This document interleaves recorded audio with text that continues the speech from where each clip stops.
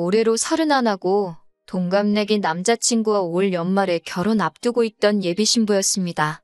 연애 3년 하면서 성품 좋고 생활 방식도 반듯한 사람이라 연애 시간이 길어져가면서 결혼을 하면 이 사람이랑 하지 않을까 하는 생각을 갖게 되었습니다. 자연스럽게 남자친구 입에서 결혼 이야기가 먼저 나왔고요. 2달 전에 양가 상견례까지 끝냈습니다. 생각해보면 상견례 자리에서부터 조금씩 삐걱이기 시작했던 것 같습니다. 저희 부모님과 제 여동생이 같이 참석을 했고 남자친구 쪽에서는 남자친구의 누나와 남자친구의 부모님이 나오셨어요.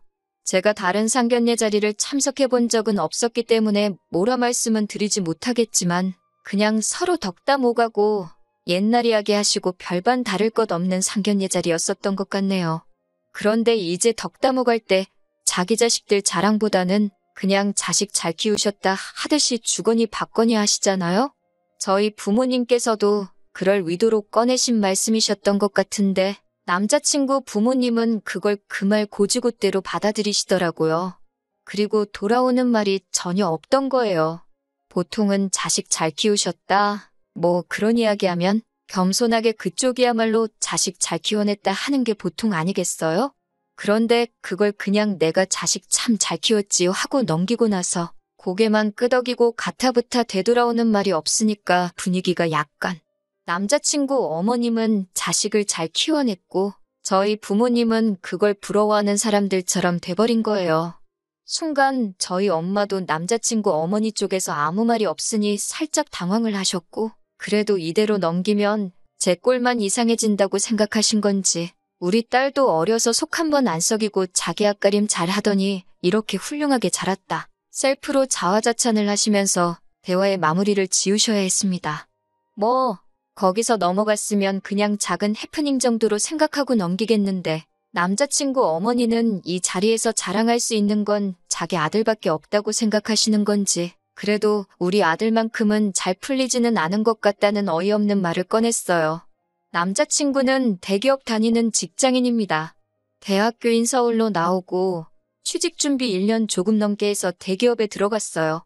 남들 부러워하는 대기업 다니고 소위 교과서적이라고 불릴 만한 태클을 타서 직장을 갖게 되었으니 잘 풀린 부분에 대해서는 저도 그 말이 틀렸다고 생각하지는 않습니다.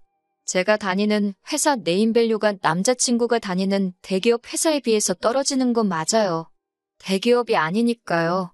그렇다고 어디 빠지는 회사는 아니고 특정 부분에서는 제가 다니는 회사가 업계 신뢰도도 높은 편입니다.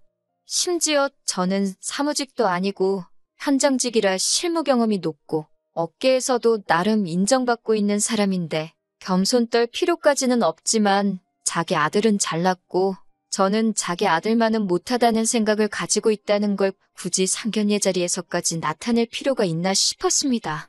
아무튼 상견례 이후로 저랑 남자친구도 본격적으로 결혼 준비에 들어가기 시작했는데 결혼 준비 시작부터 이게 맞나 싶은 생각이 들었어요. 저는 24세 졸업하자마자부터 회사 들어가 여태까지 모아온 돈이 8천만 원이었습니다. 사실상 액수는 많지만 제 나이와 경력, 연봉 같은 거 생각해봤을 때 많이 모은 편은 아니에요.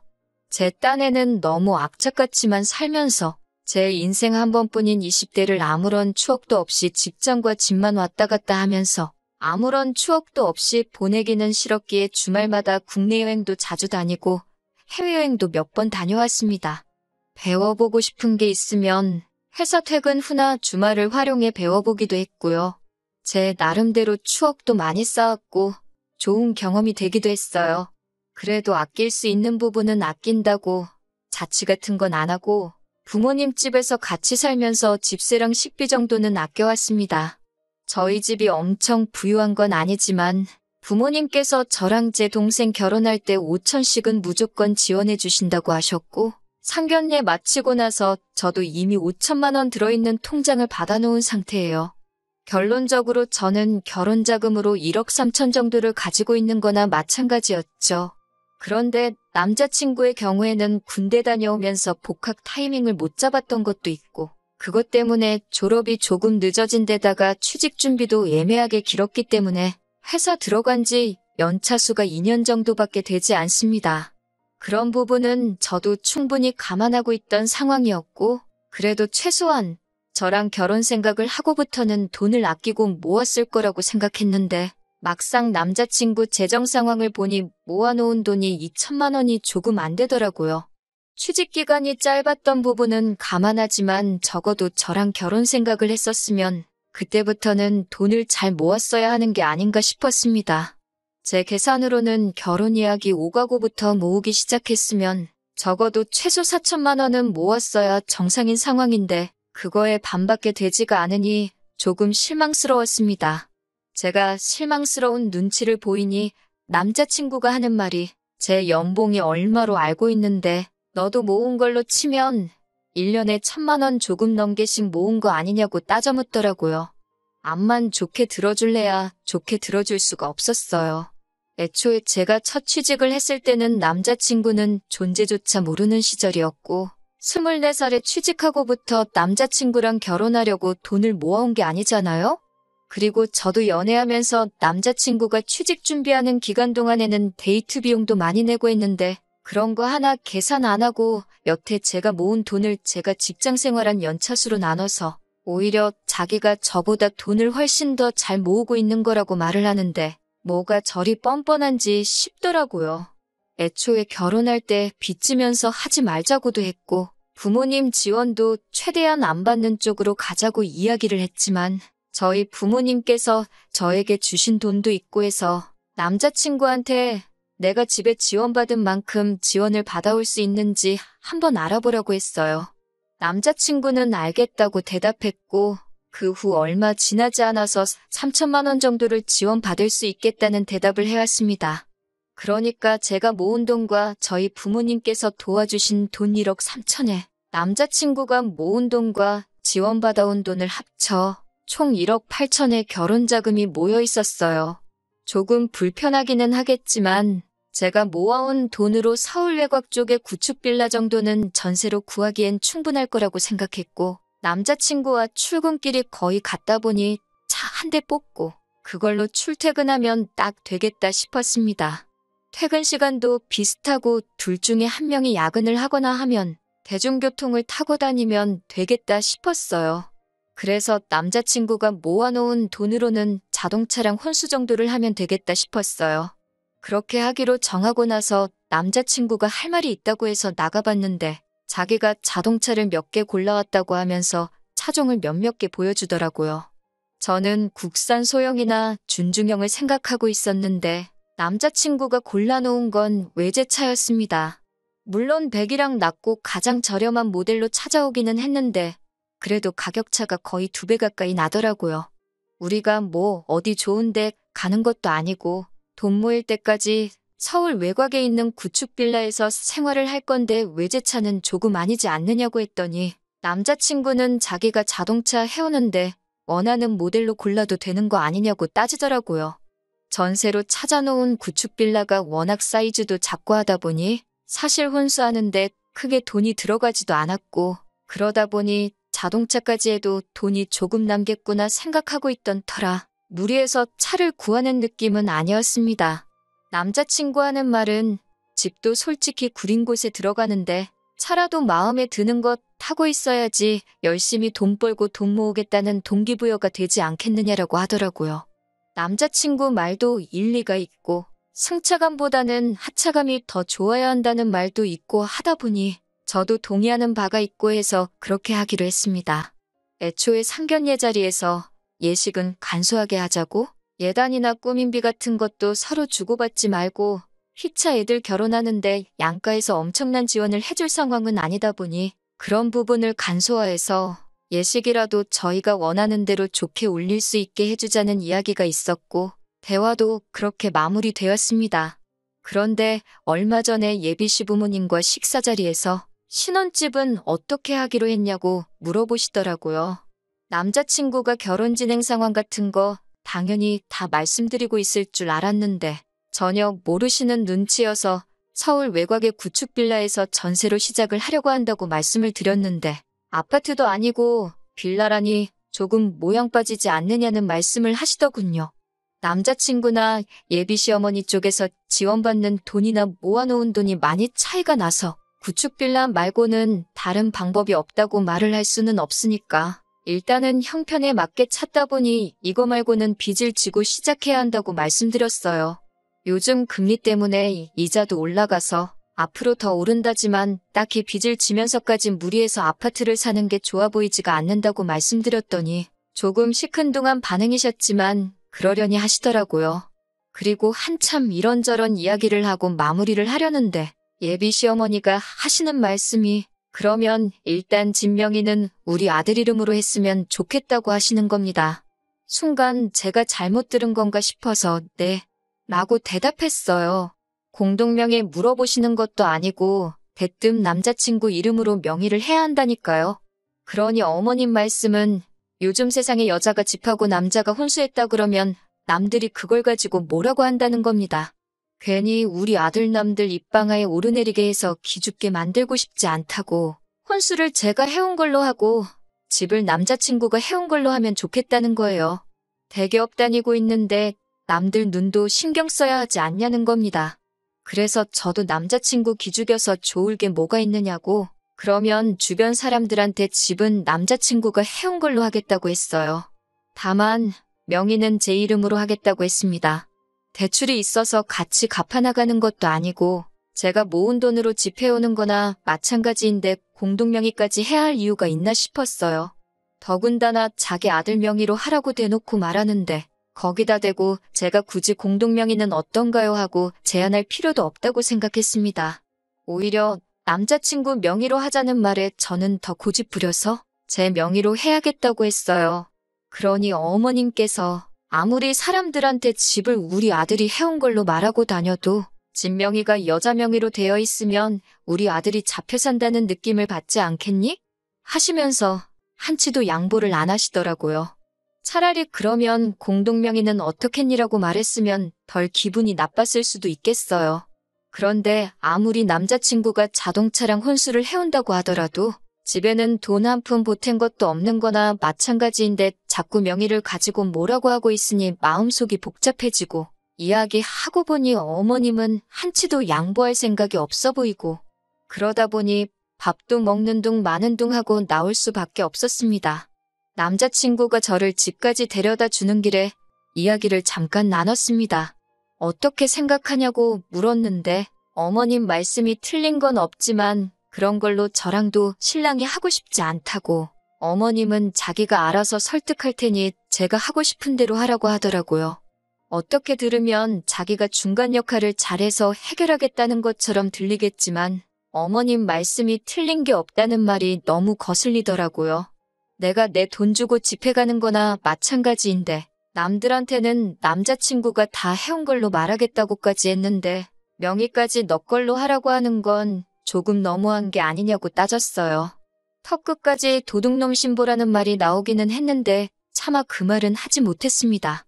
반대로 너가 집이고 뭐고 다 해오는 상황에 내가 주변 사람들 의식해서 내 명의로 해달라고 했으면 그렇게 해줬을 거냐고 물어보니 물어보는 말에 대답은 안 하고 어른들 말씀 들어서 손해보는 거 없다고 하시면서 자기가 잘 해결하기로 한 건데 왜 이렇게 열을 내고 있냐고 하면서 저를 이상한 사람 취급하더라고요. 이야기 더 길어지면 괜히 둘이서 싸울 것 같아 참고 집에 돌아가서 전화로 더 이야기했습니다.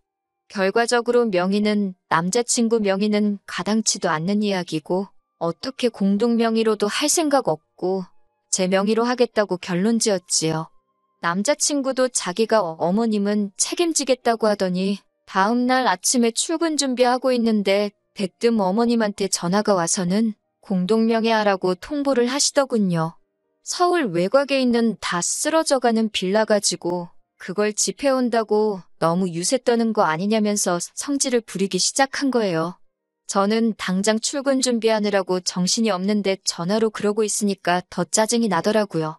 그러더니 이어서 하는 말이 집을 제 명의로 해야겠으면 생략하기로 했던 것들도 다 해야겠다고 하시는 겁니다. 대기업 다니는 아들 결혼시키는데 며느리한테 이런 거 저런 거 받았다 자기도 자랑은 해야 하지 않겠냐고 꾸민비는 제가 해오는 거 봐서 알아서 잘 쳐줘서 주겠다고 하시는 겁니다.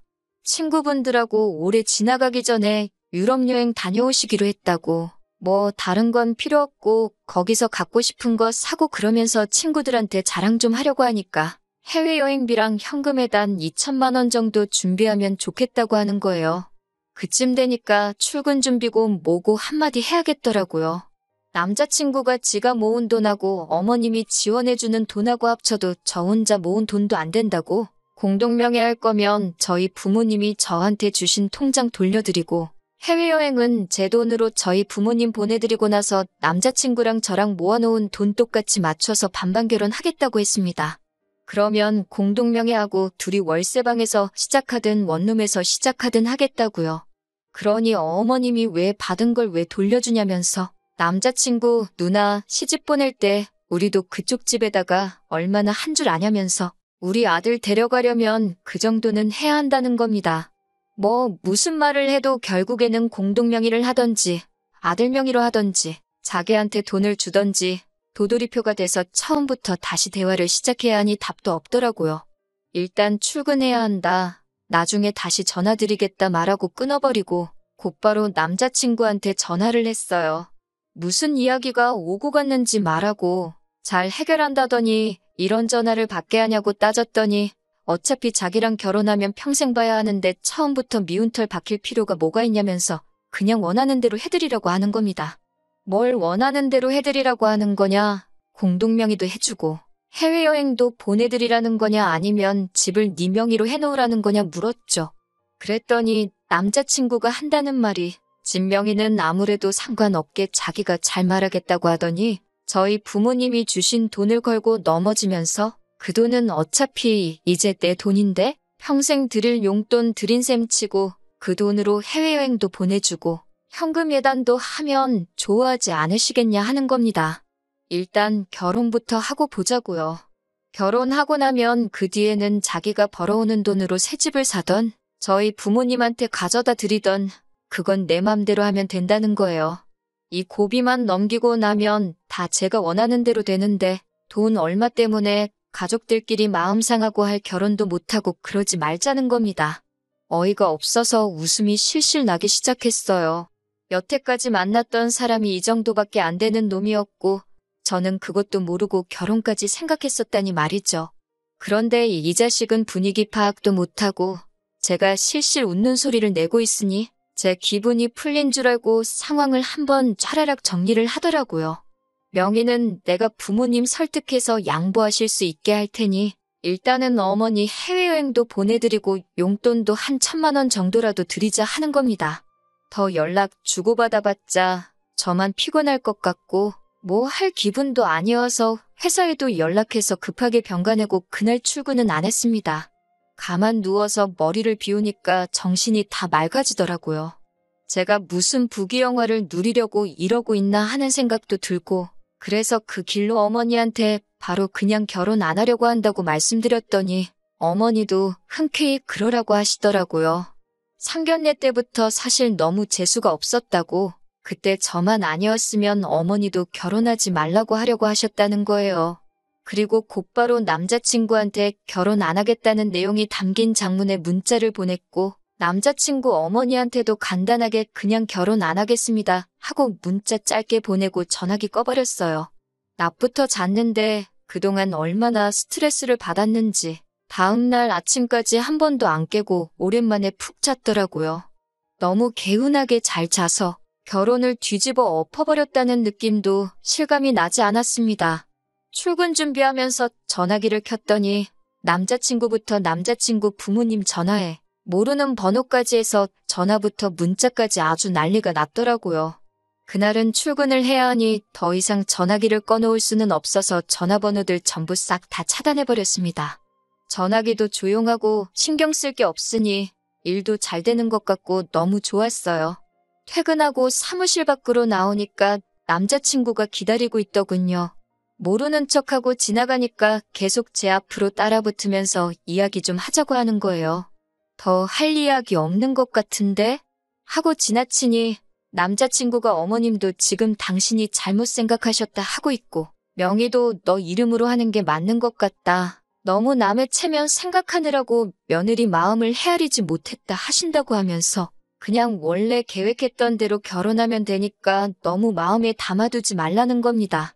애초에 결혼 안 하겠다는 말로 한 번에 마음 뚫릴 거였으면 애초부터 그런 억지는 왜 부렸냐고. 막상 아들 자식이 대기업 들어가서 벌어올 돈이 당신 돈이 아니라 내 돈 되는 게 그렇게 아까워서 그러시는 거냐 쏘아붙였습니다.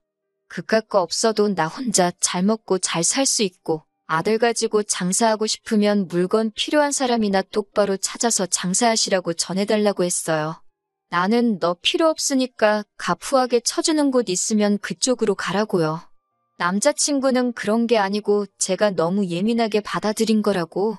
결혼시키는 부모 입장이면 충분히 할 수 있는 말이라고 저보고 이해를 해달라고 하더라고요. 그래서 이해할 생각 없다고. 너가 그러지 않았냐. 어른 말씀 들어서 나쁠 거 없지 않느냐고. 우리 엄마가 너랑 결혼하는 거 별로인 것 같다고 하신다. 그러니 나도 어른 말씀 들어야겠다 하고 일 없으니까 두 번 다시 나타나지 말라고 했습니다. 그날 저녁에 자꾸 모르는 번호로 연락이 오길래 받았더니 남자친구 어머니였습니다. 남자친구가 했던 말을 똑같이 읊으면서 저한테 사과를 해오더라고요. 어련히 냅뒀으면 얼마나 잘했을 텐데 요즘 솔직히 다 쓰러져가는 빌라에서 시작해도 괜찮다는 사람이 몇이나 되겠어요? 알아서 절약하고 시작해서 자리 잡으면 해외여행이고 몇 천만 원치 명품도 다 해드릴 수 있을 능력이 되는 커플이었는데 황금알을 낳을 때까지 못 기다려서 배를 갈라버려 놓고 이제 와서 후회한들 소용이 있느냐고 했어요. 그래도 혹시나 제가 마음 뚫릴까봐 끝까지 저한테 한마디 못하고 끙끙대고 계시길래 제가 아들 장가 보내면서 장사하는 것 같고 한몫 땡겨보려다 실패했는데 아들까지 못 보내게 될 것 같아서 억지로 그러시는 거 다 티난다고 하지 말라고 말했습니다. 그제서야 제 말버릇이 어떻고 저떻고 어른한테 싸가지가 어쩌고 저쩌고 하면서 전화기가 떠나가라 소리를 지르는데 역시나 두 얼굴에 가면을 쓰고 숨겨둔 본 모습을 드러내더라고요. 진심인 척 하던 사과에도 마음 안 돌리고 굳게 먹은 제 자신이 다 자랑스러워지더라고요. 잔정에 휩쓸려서 또 다시 잘못된 선택을 할 뻔했는데 마음 굳게 먹어서 시월드 지옥에 제 발로 들어갈 뻔했는데 유턴을 했습니다. 주변 사람들이 왜 파혼했느니 궁금해하는데 내가 집해오는데 명예 남자친구 이름으로 해놓으라 그래서 그랬다니 다른 사람들이 길게 물어보지도 않더라고요. 그걸 보니 제가 절대 잘못된 결정을 내린 것 같지 않아요. 알 사람들은 다 알지만 저는 떳떳하니 위축되지 않고 잘 지내볼 생각입니다. 어차피 금방 잊혀질 거예요. 사람들이 남 일에 크게 관심이 있거나 하진 않더라고요.